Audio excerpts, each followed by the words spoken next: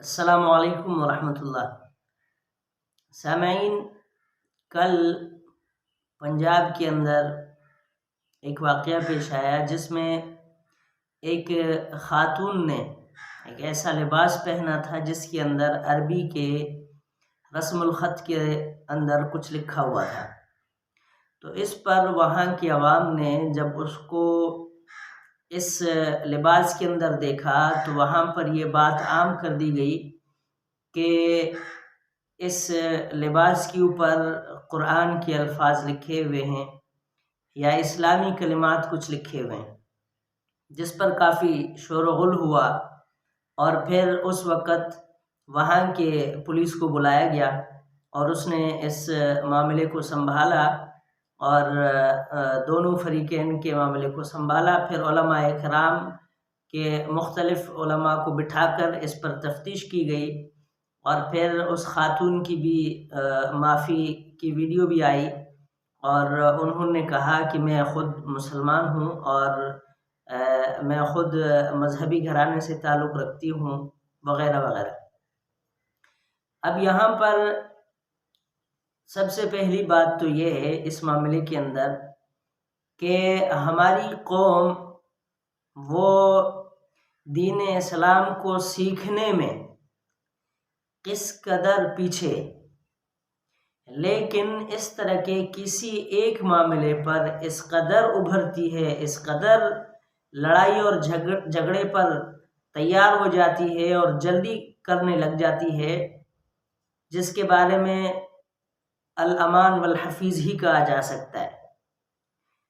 اور اسی طرح علماء کے متعلق علماء کے ساتھ بیٹھنا، علماء کو کچھ ٹائم دینا، ان کے پاس سال کے اندر 10 منٹ بھی نہیں ہوتے، لیکن اس طرح کے مسائل پیدا کر دیتے ہیں۔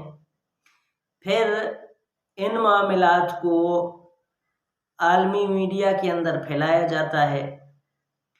ہم سب پاکستانیوں کو اس کا علم ہے کہ ہمارے ملک کے اندر باطل قوتوں کا بہت ہی یہاں پر مضبوط گرہ ہے۔ انہوں نے پاکستان کو جس اپنے پنجے کے اندر انہوں نے جکڑا ہوا ہے، اس سے پاکستان کو نہ ہماری سیاسی قیادتیں نکال سکتی ہیں، نہ ہماری دوسری قیادتیں جو بھی ہیں نکال سکتی ہیں۔ اب اس طرح کے چھوٹے چھوٹے ایشوز کو ہائی لائٹ کیا جاتا ہے، پھر عالمی میڈیا کے اندر ان کو پھیلایا جاتا ہے، جس کی وجہ سے پھر مذہبی طبقے پر قدغن لگائی جاتی ہے کہ پاکستان کے مذہبی لوگ وہ متشدد ہیں، وہ کسی کو برداشت نہیں کرتے، لڑائی جھگڑے پر اترتے ہیں۔ تو اس طرح کی عجیب و غریب حالات پیدا کیے جاتے ہیں اور اس کے نتائج پھر مذہبی طبقوں کو بھگتنا پڑتا ہے۔ تو اسی لیے میری قوم سے درخواست ہے کہ جب بھی کوئی ایسا معاملہ پیش آئے اس پر پہلے تفتیش کی جائے۔ ہمارے ہاں 100 میں سے 90% ہم میں سے ہر شخص جھوٹ بولتا ہے، لیکن دوسرے کو کبھی ہم سچا نہیں مانتے۔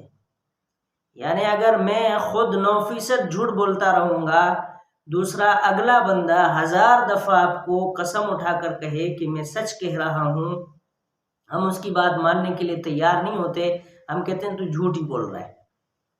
تو کبھی ایسا بھی ہو جاتا ہے کہ ہم حق کو اور سچ کو ماننے کے لیے تیار ہی نہیں ہوتے۔ تو امید ہے کہ آئندہ کے لیے کبھی بھی کسی بھی محلے میں، علاقے میں، بستی میں، شہر میں ایسا واقعہ پیش آ جائے تو وہاں کے اہل محلہ کے علماء کو بلایا جائے، پھر وہاں کے انتظامیہ کو بلایا جائے، اس کو قانون کے حوالے کیا جائے اور قانونی صورت میں اس کو ٹیکل کیا جائے، ہینڈل کیا جائے، تاکہ ایک بہت بڑے فتنے کو دعوت نہ دی جائے۔ آج تک کے لیے اتنا ہی، پھر ملتے ہیں انشاءاللہ۔ السلام علیکم ورحمۃ اللہ وبرکاتہ۔